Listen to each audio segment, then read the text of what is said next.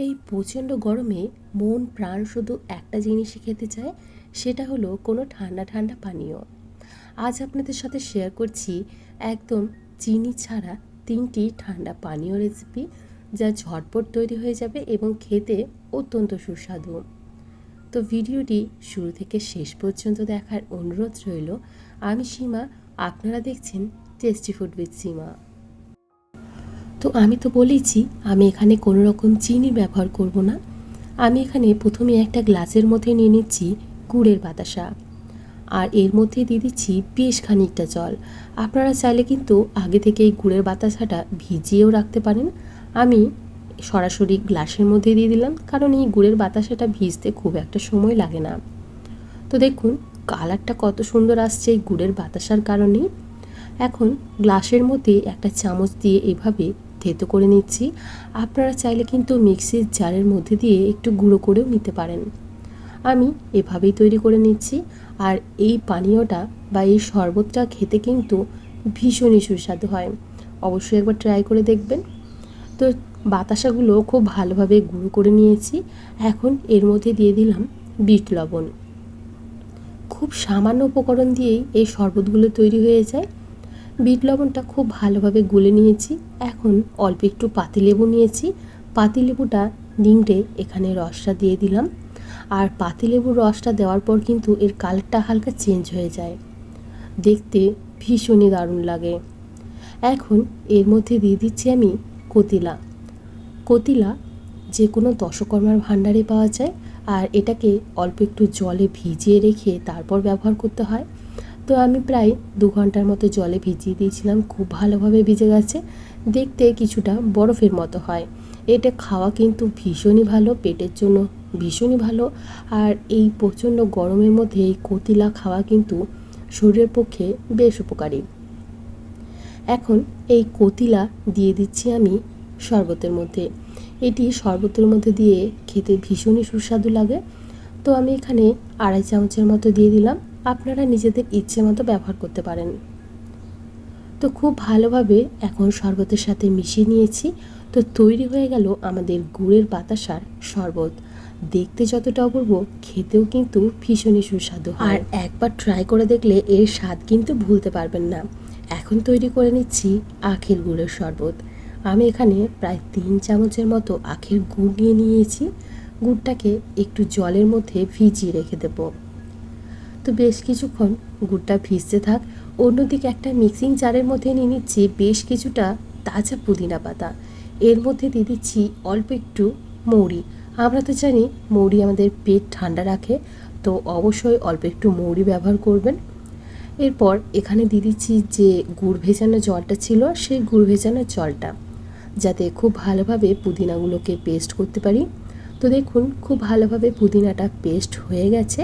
এখন একটা গ্লাসের মধ্যে এই পুদিনাটা নিয়ে নিলাম। আমি কিন্তু এখানে পুদিনা পাতাটা ছেঁকে ব্যবহার করছি না, আমি ডাইরেক্ট পুদিনার পেস্টটা দিয়ে দিলাম যে গুড় ভেজানো জলটা আমরা রেখেছিলাম সেটা, আর দিয়ে দিলাম ঠান্ডা জল।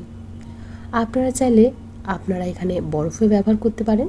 এখন অল্প একটু স্লাইস লেবু দিয়ে দিচ্ছি। আমি এখানে গন্ধরাজ লেবু ব্যবহার করেছি, এতে ফ্লেভারটা কিন্তু ভীষণ ভালো আসে। তারপর এর মধ্যে ব্যবহার করে নেব সামান্য পরিমাণে লবণ। আপনারা চাইলে এখানে চাট মশলার ব্যবহার করতে পারেন, তবে চাট মশলা ছাড়াই কিন্তু এই শরবত দুর্দান্ত লাগে। এই গরমের মধ্যে এই শরবতটা যেন একদম মন প্রাণ ঠান্ডা করে দেবে। তো দেখুন খুব ভালোভাবে সমস্ত কিছু একসাথে গুলিয়ে নিয়েছি। এখন পরিমাণ মতো বিট লবণ দিয়ে দেব। তো তৈরি হয়ে গেল আমাদের লেবু পুদিনার শরবত। খেতে কিন্তু এটাও ভীষণই সুস্বাদু হয়। অবশ্যই একবার ট্রাই করে দেখবেন। এখন তৈরি করে নেব মিছরি মৌরির শরবত। আমি এখানে নিয়েছি বেশ খানিকটা মিছরি। এই মিছরিটা খুব সহজেই পাওয়া যায়। আপনারা চাইলে এখানে তালের মিছরিও ব্যবহার করতে পারেন, সেটা আরও বেশি উপকার পাবেন। মিছরিটা একটা মিক্সিং জারের মধ্যে দিয়ে দিলাম। এখানে দিয়ে দিলাম বেশ খানিকটা লবণ, দিচ্ছি এখানে 2 চামচ পরিমাণে ছোটো দানার মৌরি, আর দেব চাট মশলা। আপনারা এই গুঁড়োটা করে কিন্তু অনেক দিন স্টোর করেও রাখতে পারবেন, তাহলে যখনই খেতে ইচ্ছে করবে তখনই এটা এই জলের মধ্যে মিশিয়ে খেতে পারবেন। তো দেখুন গুঁড়ো করে নিয়েছি, এটা আমি স্টোর করে রেখে দেবো, এতটা পরিমাণে লাগবে না। এখান থেকে আমি 2 থেকে 3 চামচের মতো ব্যবহার করব। আপনারা নিজেদের পছন্দ মতো যতটা চামচ খেতে ইচ্ছে করেন ততটাই নিতে পারেন। আমি 2 চামচ এই গ্লাসের মধ্যেই নিয়ে নেব। আর এই মৌরি মিষ্টির শরবতটাও কিন্তু হয় ভীষণই সুস্বাদু। এটা আমাদের শরীর ঠান্ডা করে। অবশ্যই যখন ইচ্ছা হবে তখনই খেতে পারবেন। তো এখানেও আমি ঠান্ডা জল মিশিয়ে নিলাম। আর এটা দেখতে একটু অন্যরকম হয়, কিন্তু খেতে ভীষণই সুস্বাদু হয়। আমাদের এখানে লবণ রয়েছে এবং চাট মশলাও রয়েছে। এখন এর মধ্যে মিশিয়ে নেব চিয়া সিড। এটাও কিন্তু আমাদের শরীরের জন্য ভীষণ উপকারী। আমি এখানে 2 চামচ পরিমাণে ভেজানো চিয়া সিডস ব্যবহার করছি। এই শরবতটা দেখতে একটু অন্যরকম, কিন্তু ভীষণ স্বাস্থ্যকর। তো তৈরি হয়ে গেল আমাদের মৌরি মিষ্টির শরবত। আপনারা চাইলে কিন্তু এখানে চিয়া সিডসের পরিবর্তে কতিলাও ব্যবহার করতে পারবেন। তো দেখলেন তো কত সহজে আমাদের 3টি শরবত তৈরি হয়ে গেল। আর এই চিয়া সিডস খাওয়াও কিন্তু শরীরের জন্য ভীষণই ভালো, অবশ্যই খাবেন। ভিডিওটি আপনাদের কেমন লাগলো অবশ্যই কমেন্ট করে জানাবেন। ভালো লেগে থাকলে একটা লাইক করার অনুরোধ রইল। আর এই গরমের মধ্যে এই শরবতগুলো অবশ্যই বানিয়ে খান, তাহলে রোদ্দুর থেকে এসে মন প্রাণ একদম ঠান্ডা হয়ে যাবে। আজকে এখানেই বিদায় জানাচ্ছি। আবার হাজির হয়ে যাব অন্য কোনো দিন অন্য কোনো রেসিপি নিয়ে। ভালো থাকবেন, সুস্থ থাকবেন এবং ভিডিওটি সম্পূর্ণ দেখার জন্য অসংখ্য ধন্যবাদ। বাই।